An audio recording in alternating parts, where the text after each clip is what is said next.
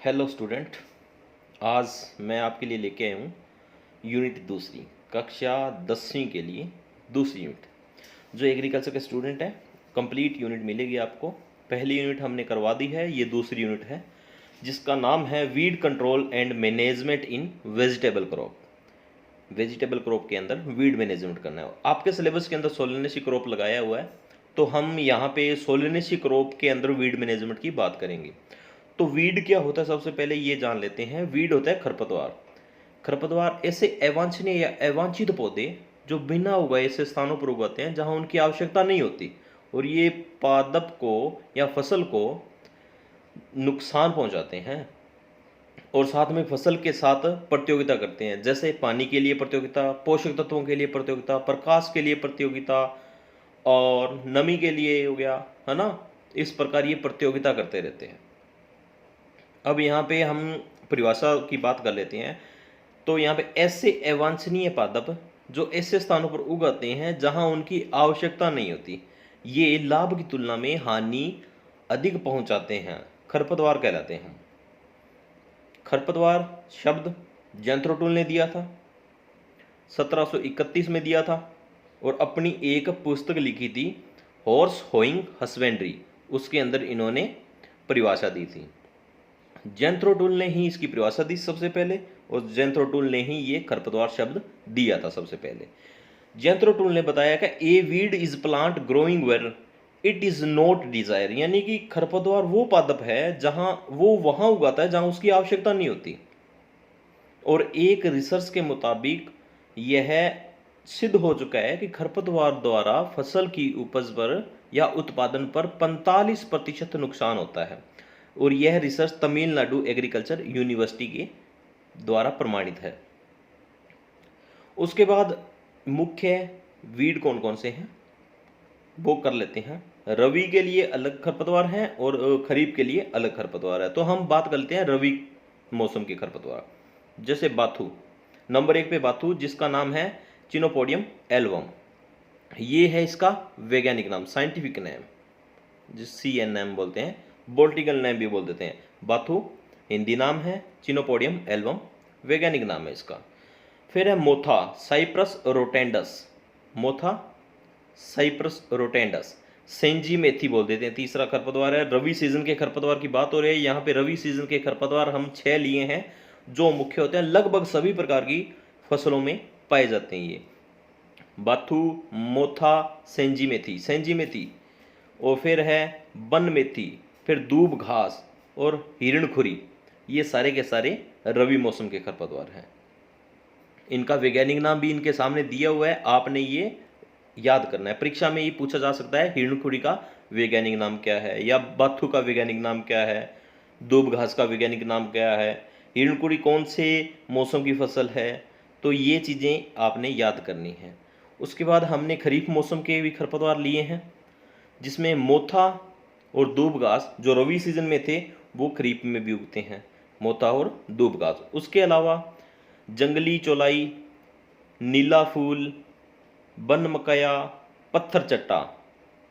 तो यहाँ पे भी टोटल 6 खरपतवार की बात हो रही है। खरीफ के 6 खरपतवार, रवि के 6 खरपतवार, जिसमें से 2 तो कॉमन है ही, मोथा और दूब घास। बाकी 4 खरपतवार रह गए, इनका वैज्ञानिक नाम भी आप दे रखा है यहाँ पे, वो याद कर लेना अच्छी प्रकार से। उसके बाद बात करते हैं बीट, आइडेंटिफाई वीट। आइडेंटिफाई यानी बीड होता है जो खरपतवार होता है, उसकी पहचान कैसे करेंगे। तो खरपतवारों की पहचान करना कैसे करेंगे। बहुत सारे खरपतवार क्या होता है कि फसल के जैसे होते हैं दिखने में, ठीक है, उसे नकलची खरपतवार बोलते हैं। तो वैसे जैसे अब नकलची खरपतवार की बात आ गई है तो आपको बता दूं, जैसे गेहूं का खेत है, उसके अंदर गेहूं के पौधे लगा रखे हमने, और वहीं पे गुल्ली डंडा नाम का एक खरपतवार होता है जिसे गेहूं का मामा भी बोल देते हैं। गुल्ली डंडा वो क्या होता है, इसका बिल्कुल बिल्कुल सेम होता है दिखने में। पहचान करना उसको मुश्किल होता है जब तक वो बड़ा नहीं होता, और जब तक बड़ा होता है तब तक वो प्रतियोगिता कर करके क्या होता है, बहुत सारे पोषक तत्व, पानी वगैरह ले लेता है। और जो खरपतवार होते हैं वो फसल के मुकाबले अधिक तेज गति से बढ़ते हैं, बीज भी जल्दी पैदा करते हैं। तो यहाँ पे हम बात कर लेते हैं। खरपतवार 3 श्रेणियों में बांटा गया है। पहला है घास वाले खरपतवार, दूसरा चौड़ी पत्ती वाले खरपतवार, और तीसरा है सेज यानी झाड़ीनुमा खरपतवार। घास वाले खरपतवार होते हैं, उनको संकरी पत्ती वाले खरपतवार भी बोला जाता है। और चौड़ी पत्ती वाले खरपतवार अलग हो गए और सेड्स अलग होगी। तो यहाँ पे हम क्या कर लेते हैं, घास वाले खरपतवार कौन से हैं। देखो घास वाले जो खरपतवार है एक बीजपत्री खरपतवार होते हैं, इनकी पत्तियां लंबी होती है, संकरी होती है। चौड़ी पत्ती वाले खरपतवार होते हैं वो हमेशा द्विबीजपत्री होते हैं, और इनका दो अपवाद भी हैं, जलकुंभी और इकॉर्निया। ये क्या होता है, चौड़ी पत्ती वाले खरपतवार लेकिन एक बीजपत्री होते हैं, याद रखना। चौड़ी पत्ती वाले खरपतवार हैं लेकिन एक बीजपत्री है, जलकुंभी और इकॉर्निया। उसके बाद है सेज, जो झाड़ीनुमा खरपतवार होते हैं वो एक बीजपत्री होते हैं, लगभग घास की तरह दिखने वाले होते हैं, और बहुत लंबे टाइम तक ये क्या होता है, ये पहले साल उग गए, दूसरे साल इनका वानस्पतिक वृद्धि करते रहते हैं, दूसरे तीसरे, और उसके बाद ये अपना बीज पैदा करते हैं। उसके बाद खरपतवारों के प्रकार हो गए ये घास वाले, चौड़ी पत्ती वाले और सेड्स। अब बात आती है इनको नियंत्रण करने की, weed control method. Weed control का मतलब यहाँ पे जो खरपतवार अपने खेत के अंदर उगे हैं उनको नियंत्रण करना है, उनको खत्म करना है, उनकी रोकथाम करनी है। ठीक है, तो यहाँ पे प्रिवेंटिव मेथड आ रहे हैं जो उनको अवरोधक मतलब उगने में बाधाएं प्रदान करते हैं, वो वाले। तो यहाँ पे स्वच्छ बीज लेना है, पहली बात और ये स्वच्छ बीज का उत्पादन करें, उपयोग करें। जो हम फसल उगा रहे हैं उसके अंदर किसी प्रकार के, हम जो बीज ले रहे हैं किसी प्रकार के, उस बीजों के अंदर कोई भी प्रकार का खरपतवारों का बीज नहीं होना चाहिए। उसके बाद है बिजाई के औजार साफ होने चाहिए। नंबर 2 पे बिजाई के औजार साफ होने चाहिए। अब देखो कोई फसल हम बुआई की है, उसके बाद क्या होता है, तुरंत प्रभाव से दूसरी फसल के बीज उसी मशीन के अंदर डालकर बिना साफ किए हम फिर से बिजाई कर देते, तो पहली जो हमने फसल उगाई है उसके जो बीज है दूसरे खेत में उगाते हैं, तो वो भी एक प्रकार का खरपतवार है।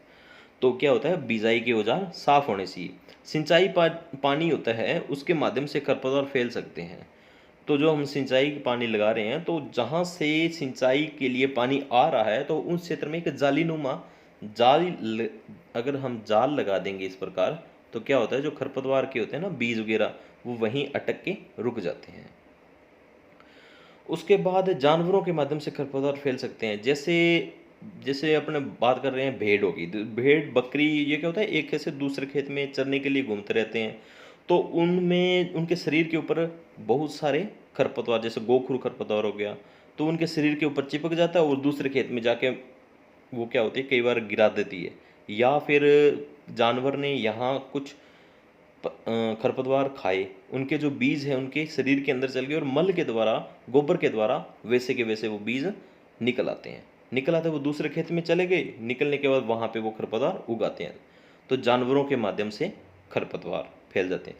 उसके बाद अच्छी तरह से विघटित जैविक खादों का प्रयोग करें। अब ये बात आ रही है जो खाद होती है, गोबर की खाद हम FYM यूज़ कर रहे हैं, तो पूर्ण सड़ी गली खाद, पुरानी खाद यूज़ करनी चाहिए। गिल्ली ताज़ा खाद उपयोग नहीं करनी। पहला नुकसान तो खरपतवारों के बीज वैसे के वैसे आ जाते हैं शरीर से, पशुओं के शरीर से, तो वो क्या होता है, उगाते हैं। दूसरी बात, अपने खेत में दीमक लगने की संभावना भी बहुत ज़्यादा होती है गिल्ली खाद से। तो एक अच्छी विघटित सड़ी गली खाद का प्रयोग करना है। उसके बाद खरपतवारों के बीजों को खेत से निकाल देना चाहिए। अब अपने को पता चल गया, अभी हमने फसल लगा रखी, उसके अंदर बहुत सारे खरपतवार उग चुके हैं, हमने नष्ट किए, फिर भी एक आधा कोई पौधा रह जाता है, फसल पकने के साथ वो पक आता है, तो उस समय ध्यान रखना चाहिए, उसको अलग निकाल देना चाहिए। फसल की कटाई के साथ उसको नहीं काटना चाहिए, जैसे भी दिखे उसको खत्म कर देना चाहिए। और फिर है एक सोलराइजेशन, यहाँ पे शब्द आया सोलराइजेशन। सोलराइजेशन होता है मिट्टी को पलट कर सूर्य की जो प्रकाश है, धूप है, उसके अंदर खुला छोड़ दिया जाता है, और जिससे क्या होता है, खरपतवारों के बीज वगैरह है, पादप हैं, वो नष्ट हो जाते हैं। तो सोलराइजेशन भी अपनाना चाहिए। उसके बाद है दूसरी बात, प्रिवेंटिव मेथड के बाद कल्चरल मेथड की बात आ रही है। तो यहाँ पे कल्चरल मेथड में बहुत सारे मेथड बताएंगे आपको। पहला है स्टेट सीड बेड।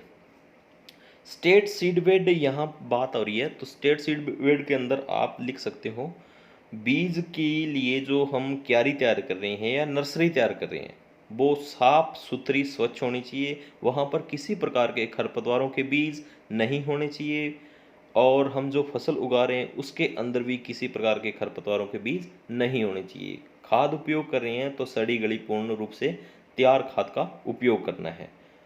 तो सबसे पहले स्टेट सीड बेड जो नर्सरी तैयार कर रहे हैं उसका ध्यान रखना है, बिल्कुल छोटे छोटे मुआयने के रूप में, क्योंकि उस टाइम जो पादप उगते हैं, खरपतवार उगते हैं, उनको नष्ट करना बहुत आवश्यक है। अन्यथा वो फसल के साथ प्रतियोगिता करते हैं और फसल के मुकाबले बहुत अधिक तेज गति से वृद्धि करते हैं। यहाँ पे दूसरी बात हो रही है मिक्स्ड क्रॉपिंग की।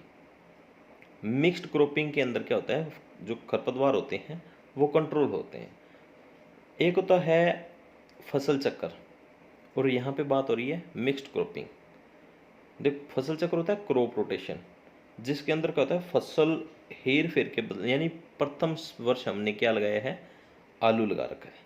आलू रबी मौसम की फसल है, हमने लगा लिया, और अगली बार क्या हुआ, रबी आलू की जगह हमने गाजर का पादप लगाया है। ठीक है, तो अगली बार उससे मूली, यानी यहाँ पे आलू, गाजर, फिर मूली।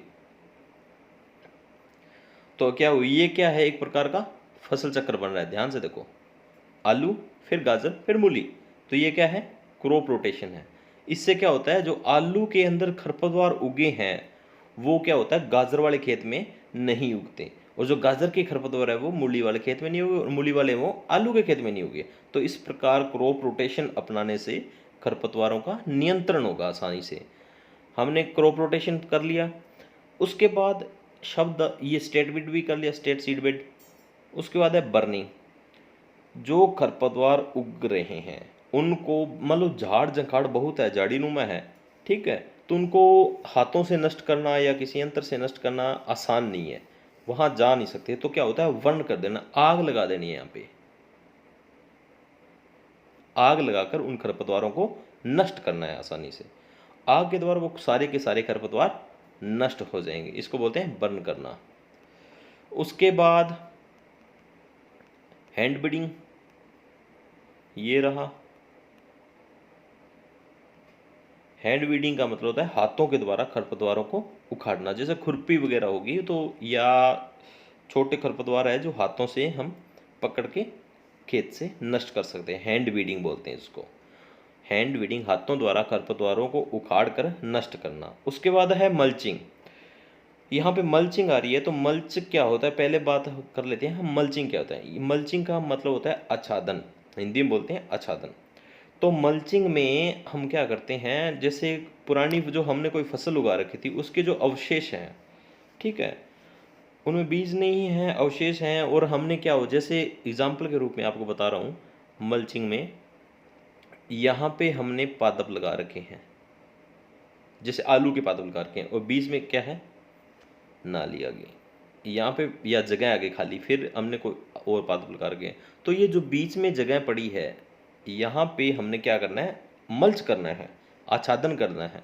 तो यहाँ पे हम जो पुरानी जो दूसरी कोई फसल है उसके अवशेषों को बिछा देते हैं, ठीक है, तो वो होता है मल्चिंग। या हम प्लास्टिक की मल्च भी यूज़ कर लेते हैं। कई बार आपने देखा होगा मेड़ के ऊपर पौधे लगा रहे हैं और यहाँ पे क्या होता है, प्लास्टिक, ब्लैक कलर का एक प्लास्टिक यूज़ कर रहे हैं, तो यहाँ पे छेद करके उसके में से पौधा लगा रहे हैं, और बाकी में क्या होता है, आच्छादित किया होता है। तो ये भी एक प्रकार की क्या होता है, प्लास्टिक मल्च होती है, ठीक है, ये होते हैं मल्चिंग। मल्चिंग हो गया। उसके बाद लैंड प्रिपरेशन, जैसे भूमि की तैयारी कर रहे हैं हम, तो भूमि की तैयारी करते समय उसको 2-3 बार हम पलटी करेंगे, ठीक है। मिट्टी पलटने से क्या होता है, उस जो खरपतवारों के बीज है या खरपतवारों के जो पादप उग रखे हैं, उनकी जड़ें हैं, अवशेष हैं, वो सारे के सारे मिट्टी के अंदर गहराई में दब जाते हैं, या फिर सूर्य के खुली छोड़ेंगे तो सूर्य के प्रकाश के द्वारा वो नष्ट हो जाते हैं, या किसी पक्षियों द्वारा भी उठा लिए जाते हैं, चुग लिए जाते हैं। फिर आता है मिक्स्ड क्रॉपिंग, 2-3 फसलों को मिक्स करके उगा देते हैं, जिससे क्या होता है, खरपतवार भी उगाते हैं और साथ में उसको काट कर नष्ट कर देते हैं। यहाँ पे हमने स्टेट सीड बेड कर लिया, पता चल गया सीड बेड बना रहे हैं, उस टाइम खरपतवार को नियंत्रण करना है। मिक्स्ड क्रॉपिंग, 2-3 फसलों को साथ में मिलाकर बीजों को उगाना है। लैंड प्रिपरेशन, भूमि की तैयारी कर रहे हैं, उस टाइम खरपतवारों को नियंत्रण किस प्रकार करना है, ये ध्यान रखना है। भूमि की तैयारी कर रहे हैं तो उस टाइम जैसे एग्जाम्पल के रूप में आपको बता देते हैं, हमने मान लो आलू लगाना है, तो उससे पहले हमने भूमि की तैयारी की है, तो क्या वो पहले पानी लगा दिया, 2-3 दिन पड़ा रहा पानी, लगाने के बाद जो खाली ज़मीन पड़ी है उस पर क्या होता है 3 या 4 दिन बाद खरपतवार उग आते हैं। उगने के बाद उन खरपतवारों को फिर मिट्टी पलटने के हिसाब से नष्ट कर दिया जाता है। तो जिससे क्या होता है लैंड प्रिपरेशन के समय, भूमि की तैयारी के समय खरपतवार नष्ट हो जाते हैं। मल्चिंग, आच्छादन बिछा देना है। पादप लगा रहे हैं उसके साइडों में प्लास्टिक मल्च या पुरानी फसल के अवशेषों को बिछाकर मल्च का प्रयोग करना है। हैंड वीडिंग, हाथों द्वारा खरपतवारों को उखाड़कर नष्ट करना है। बर्निंग मतलब आग लगाकर खरपतवारों को वहां से नष्ट करना है। क्रॉप रोटेशन का मतलब फसल चक्र अपनाकर खरपतवारों को नष्ट करना है। फिर आता है इरिगेशन, सिंचाई द्वारा खरपतवार नष्ट कर। सिंचाई के अंदर क्या होता है, एक तो बाढ़ विधि बोलते हैं, फ्लोडिंग मेथड। फ्लोडिंग मेथड के अंदर क्या होता है, फ्लोडिंग मेथड के अंदर खेत के अंदर बहुत सारा क्या होता है पानी एक साथ बहुत तेज दबाव से छोड़ जाता है, जिसके कारण छोटे छोटे खरपतवार होते हैं वो सारे के सारे नष्ट हो जाते हैं। उसको बोलते हैं बाढ़ विधि द्वारा खरपतवारों को नष्ट करना। या खेत के अंदर क्या होता है, हम चारों तरफ मेड़ लगाकर और बीच के अंदर पानी छोड़ देते हैं। पानी छोड़ने से क्या होता है, जो अंदर जो खरपतवार से वो पानी के अंदर डूब जाते हैं, और डूबने 2-4 दिन 5 दिन उनको ऑक्सीजन की सप्लाई या अन्य गैसों की सप्लाई नहीं मिल पाती, जिससे क्या होता है वो अपने आप खत्म हो जाते हैं। वो इरिगेशन के द्वारा खरपतवार को नष्ट करने की विधि है। या फिर जैसे हमने कोई बाग वगैरह लगा रखा है, ठीक है, तो बाग में हम बूंद बूंद सिंचाई का प्रयोग कर रहे हैं, या सब्जी लगा रखी है तो बूंद बूंद सिंचाई का प्रयोग कर रहे हैं, तो हम सिर्फ पादप की जड़ों के पास ही सिंचाई करेंगे, और अन्य स्थान वो खाली रहेगा। खाली रहने के क्या क्या होगा, वहाँ पे पानी नहीं मिलेगा। पानी नहीं मिलेगा, वहाँ पर जो खरपतवार उग रहे हैं वो सारे के सारे अपने आप नष्ट हो जाते हैं। और लास्ट में है सोलराइजेशन। सोलराइजेशन का मतलब होता है मिट्टी को गर्मी के मौसम में जून जुलाई के महीनों में मिट्टी को पलट कर खुला छोड़ देते हैं, जिससे क्या होता है सूर्य की तेज किरणें वहां पर गिरती है, जिससे खरपतवार के पादप अपने आप सूर्य की तेज गर्मी से नष्ट हो जाते हैं। उसको बोलते हैं सोइल सोलराइजेशन। ये करने के लिए हम एक प्लास्टिक मल्च का प्रयोग कर सकते हैं। काले रंग की एक शीट पूरे खेत के ऊपर बिछा देते हैं, और जिसको 3 या 4 या 5 दिन तक वो पड़ी रहती है, जिसके कारण क्या होता है जो अंदर खरपतवारों के बीज थे, पादप थे, वो उगाते हैं, और जो बहुत तेज गर्मी के कारण नष्ट भी हो जाते हैं। वो होता है सोइल सोलराइजेशन। ये हम कल्चरल वीड कंट्रोल मेथड हमने पढ़ लिए हैं। Stale seed bed, mixed cropping, land preparation, mulching, hand budding, burning, crop rotation, irrigation, solarisation. उसके बाद है केमिकल वीड कंट्रोल मेथड। सबसे महत्वपूर्ण होता है केमिकल वीड कंट्रोल मेथड। यहाँ पे हम बात कर रहे हैं केमिकल कंट्रोल की। तो देखो, वीड कंट्रोल करने के लिए जो दवाइयाँ प्रयोग की जाती है उन्हें बोलते हैं वीडीसाइड। वीडीसाइड खरपतवार नाशी बोल देते हैं। ऐसे रसायन जो केवल खरपतवारों को नष्ट करते हैं खरपतवार नाशी कहलाते हैं। और एक है शब्द आया हर्बिसाइड, शाकनाशी। ऐसे रसायन जो सभी प्रकार की वनस्पतियों को नष्ट करते हैं वो हर्बिसाइड कहलाते हैं। वो होता है शाकनाशी। यानी कि हमने 2 प्रकार की दवाइयाँ हैं, एक खरपतवारनाशी है, एक शाकनाशी है। देखो, शाकनाशी है वो सभी प्रकार के खरपतवार, चाहे खरपतवार हो, चाहे अपनी फसल हो, चाहे किसी प्रकार का पादप हो, सबको नष्ट करता है शाकनाशी, जिसको हर्बिसाइड बोलते हैं। और वीडीसाइड होता है वो चुनिंदा सेलेक्टिव ही खरपतवारों या पादपों को नष्ट करता है। जैसे हमने चौड़ी पत्ती वाला फसल उगा रखा है और उसके अंदर संकरी पत्ती वाले खरपतवार उग रखे हैं, तो हम ऐसी दवाई करेंगे जो सिर्फ संकरी पत्ती वाले खरपतवारों को ही नष्ट करती है, वो होता है वीडीसाइड। और जैसे हमने खेत में कोई नाली लगा रखी है, सिंचाई नाली है, उसके चारों तरफ घास फूस उग चुका है, खरपतवार उग चुके हैं, तो हम वीडीसाइड करेंगे तो वो क्या होता है सेलेक्टिव होता है, या तो चौड़ी पत्ती वालों को खत्म करेगा या संकरी पत्ती वालों को। लेकिन हमने तो सबको खत्म करना है उस सिंचाई नाली के आसपास, तो वो क्या होता है हम हर्बिसाइड करेंगे। हर्बिसाइड वो सभी प्रकार के पादपों को नष्ट करता है। अब बात आती है केमिकल एप्लीकेशन मेथड की। तो यहाँ पे मेथड है 2 प्रकार का, सॉइल एप्लीकेशन और फोलियर एप्लीकेशन। सॉइल का मतलब यहाँ पे भूमि के अंदर देना है या ऊपर देना है। यहाँ पे देखो दो है, सोइल सरफेस, सब सरफेस। सोइल सरफेस का मतलब भूमि के ऊपर लगाना है और सब सरफेस भूमि के अंदर वाली साइड में। अब ऊपर कैसे, जैसे निराई गुड़ाई करते हैं या अपने टिलेज करते हैं, ठीक है, तो उस टाइम जो टिलेज करने से पहले भूमि के ऊपर दे दिया। या आपको एक तरीके, आसान तरीके, मान लो हमने फसल उगानी है, ठीक है, और उगाने से पहले हमने दवाई का छिड़काव किया, ठीक है, और उसके बाद हमने मिट्टी पलट दी, तो वो तो विधि होगी सब सरफेस वाली, ठीक है। और फसल लगा ली हमने और उसके बाद हम भूमि के ऊपर दवाई करेंगे, जो छिड़काव करेंगे दवाई का, वो होता है सोइल सरफेस वाला, ठीक है।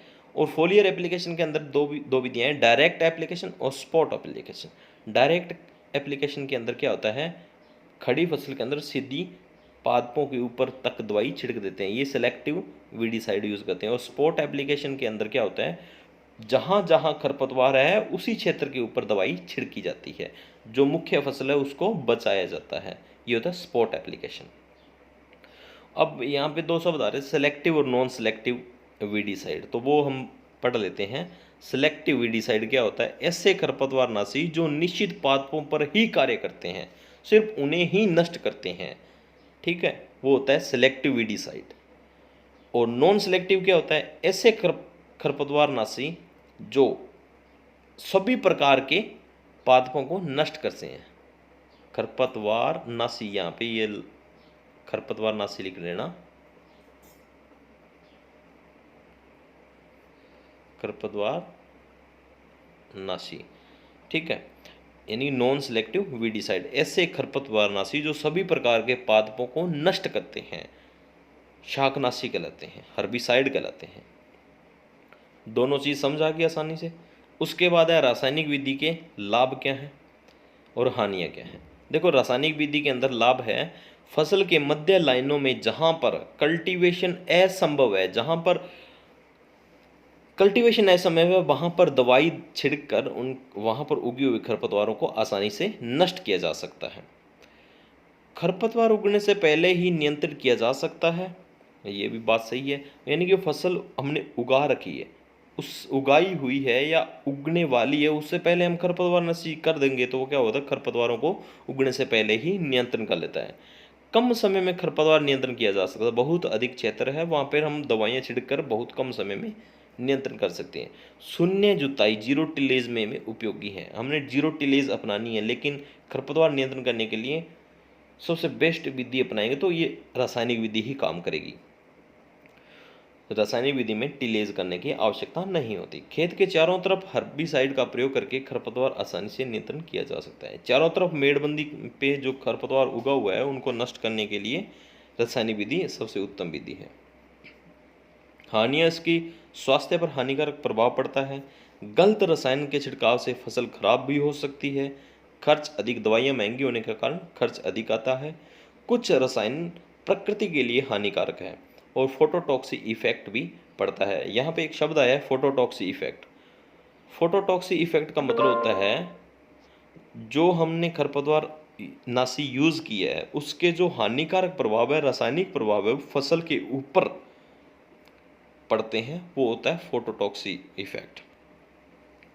उसके बाद है critical stage of weed control. Weed control करने की जो क्रांतिक अवस्थाएं होती है वो कौन सी होती है, क्रिटिकल स्टेज कौन सी होती है वीड कंट्रोल की, यानी कि क्रिटिकल स्टेज से मतलब होता है खरपतवार नियंत्रण की क्रांतिक अवस्था से तात्पर्य क्या है। खरपतवारों को नियंत्रण कब करना चाहिए, फसल उगने के कितने दिन बाद नियंत्रण करना चाहिए, यानी कि यह वो अवस्था है जिसके मध्य खरपतवारों को नियंत्रण कर लेना चाहिए, अन्यथा वो नुकसानदायक सिद्ध होता है। तो यहाँ पे हमने सोलेनेसी पादपों की बात कर रहे हैं, तो ब्रिंजल के लिए, ब्रिंजल मतलब बैंगन, एग प्लांट है जिसमें 20 से 60 दिन डे आफ्टर सोविंग या डे आफ्टर प्लांटिंग पर नियंत्रण करना है। 20 से 60 दिन डे आफ्टर सोविंग या day after planting brinjal. Tomato 30 से 45 दिन सोविंग या प्लांटिंग के बाद डे आफ्टर प्लांटिंग। मिर्च 30 से 45, टमाटर और मिर्च के अंदर 30 से 45 है, और कैबेज, कॉलीफ्लावर, इनमें भी 30 से 45 है। टमाटर, मिर्च, गोभी, फूल गोभी, इनमें 30 से 45 दिन डे आफ्टर सोविंग या डे आफ्टर प्लांटिंग है। ऑनियन की बात करें तो 30 से 75 दिन डे आफ्टर सोविंग, और फिर आता है भिंडी, ओकरा, 15 से 30 दिन डे आफ्टर प्लांटिंग या डे आफ्टर सोविंग। ये इनकी क्रांतिक अवस्थाओं के दिन हैं। फिर हम बात करते हैं ऑर्गेनिक हर्बिसाइड कौन से हैं, इनऑर्गेनिक हर्बिसाइड कौन से हैं। तो यहाँ पे हमने 5 ऑर्गेनिक और इनऑर्गेनिक हर्बिसाइड का नाम लिखे हैं। जैसे कई बार क्वेश्चन पूछ लिया जाता है भी निम्न में से कौन सा ऑर्गेनिक हर्बिसाइड है, या फिर किन्हीं 2 ऑर्गेनिक हर्बिसाइडों के नाम लिखो। तो आप यहाँ पे लिखे हुए नामों को याद कर लें, ये सबसे महत्वपूर्ण नाम लिए गए हैं। तो ऑर्गेनिक में डोलापान, एल्लाक्लोर, ब्यूटाक्लोर, ठीक है, एल्लाक्लोर, ब्यूटाक्लोर, ये याद कर लेना, ये सबसे ज़्यादा पूछा जाता है। मेंथाजोल, एमिनोट्राइजोल, ये 5 नाम हैं ऑर्गेनिक हर्बिसाइड के लिए। उसके बाद है इनऑर्गेनिक हर्बिसाइड। इनऑर्गेनिक हर्बिसाइड में sulphuric acid, arsenic acid, sodium chlorate, borax, sodium nitrate, यहाँ पे ये 5 नाम हैं जो इनऑर्गेनिक हर्बिसाइड के हैं। उसके बाद ऑर्गेनिक और इनऑर्गेनिक हर्बिसाइडों के बाद आता है सेलेक्टिव हर्बिसाइड कौन से हैं, जो चुनिंदा फसलों को ही उपयोग होते हैं। पेंडिमेथालिन, फ्लूक्लोरेलिन, ऑक्सीफ्लोरेन और ब्यूटाक्लोर, ये 4 नाम हैं जो सिलेक्टिव हर्बिसाइड के हैं। कई बार क्वेश्चन पूछ रहे हैं सिलेक्टिव हर्बिसाइड के नाम लिखो। तो उसके बाद है प्री एमरजेंस और प्री प्लांटिंग हर्बिसाइड। देखो प्री एमरजेंस का मतलब होता है उगने से पहले जिन खरपतवारनाशी या हर्बिसाइडों का प्रयोग किया जाता है वो होता है प्री एमरजेंस। फसल लगा ली, उगी नहीं है, लगाने के तुरंत मतलब हमने बीज लगा लिया, बीज लगाने के तुरंत बाद 24 घंटे के मध्य जिन दवाइयों का प्रयोग करते हैं वो प्री एमरजेंस हर्बिसाइड कहलाते हैं। वो होता है ब्यूटाक्लोर, पेंडिमेथालिन, ब्यूटाक्लोर और पेंडिमेथालिन, ये है प्री एमरजेंस हर्बिसाइड। उसके बाद है pre planting herbicide. Pre planting herbicide के अंदर बात कर रहे हैं तो वो है फ्लूक्लोरेलिन। प्लांटिंग जो हमने पादप ट्रांसप्लांट करना है दूसरे खेत में, और ट्रांसप्लांट करने से पहले हम खरपतवारनाशी उपयोग करेंगे, वो है प्री प्लांटिंग हर्बिसाइड, इसमें आएगा फ्लूक्लोरेलिन। तो आज हमने दूसरी यूनिट कंप्लीट कर ली है, क्लास 10वीं दूसरी यूनिट कंप्लीट करनी है, जो सोलेनेसी क्रॉप कल्टीवेशन के अंतर्गत आती है। और इस यूनिट का नाम आपको पता ही है, वीड मैनेजमेंट इन वेजिटेबल क्रॉप, जिसके अंदर वीड के लिए संपूर्ण जानकारी जो आपके क्लास के टॉपिक के अंदर है, जितनी भी जानकारी वो सारी की सारी हमने कवर करने की कोशिश की है।